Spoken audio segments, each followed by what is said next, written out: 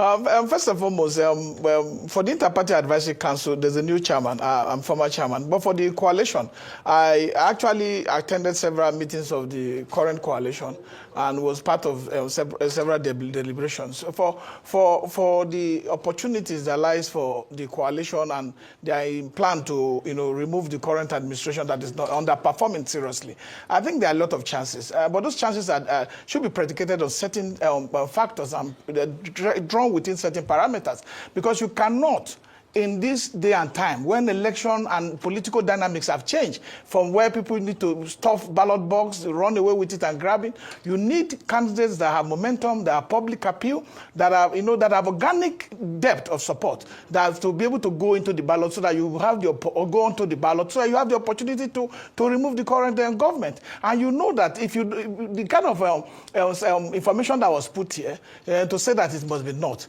What defeated Jonathan in 2015 wasn't just about the fact that the North felt that it was their turn from 2011-12 to build up to 2015, and they felt that it was their turn and that they must try to be part of it. And that would not even see happen without the implosion in the PDP, where you have people from River State, you have people from Imo, people from Kwara like Saraki and Co, who now eventually left the PDP. So the only way to defeat this current government is to have a candidate that will have the capacity to do so. And you can't come and put innuendos and rhetoric and so it must be the North, pursuing generalization statement on general terms without specifically stating what candidate you think should be that. For me, I think that candidate should be Peter Obi.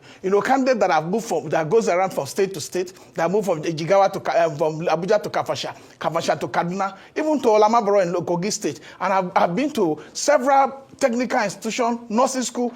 We can't have people who are not showing compassion, who are not showing that they have the capacity to be able to know the terrain of this country. Because the problem we have put people in government who have not been able to even know what is the route that link between Ogugu to Enugu. What is that road? People don't travel, they travel on shop. But I have seen a candidate.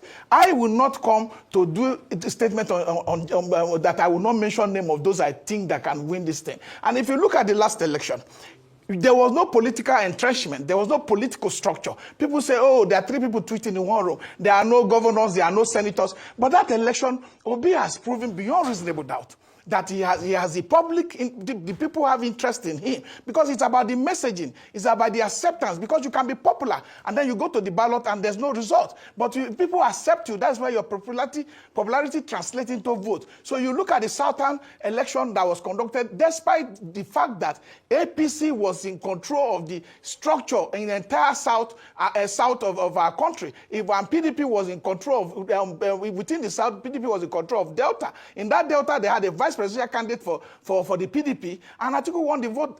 Peter Obi won the vote there over 80%. You have the Southern election statistics where Peter Obi had 44.5%, Atiku had 19.4%, Tinubu had 35.5%, and Kwakwaso had 0.48%. Where he defeated every candidate that participated in the South. And when you come to the North, he had a substantial share. You have to take away the rigging, because the people say, oh, he didn't win the election. People are claiming he won the election. We need to go to the IRF and see that there are a lot of irregularities, a lot of forged results that were posted there. And if you look at the BBC report, expose done on River State, including Premium Times, you will find out that Peter Obi defeated every other candidate in River State. These are data that are verifiable, that you can reach out to. We can't just sit down and then come to a station and then try to put up candidates that are not going out there to sell themselves, to go around to connect with Nigerians, to show compassion to people who are going through crisis, like what happened in Makwa, and then we go and elect candidate again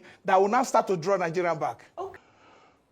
I said it, that Obi is what I prefer. I prefer Obi because I've known Obi for a very long time. And I know he has been very consistent with his principle. And if I do say, oh, who am I going to choose as somebody that should mentor my children, that will be able to bring this country back to financial discipline and bring fiscal discipline on board of our leadership of this country, I believe Obi has the capacity, the compassion, and the merit to deliver on that result.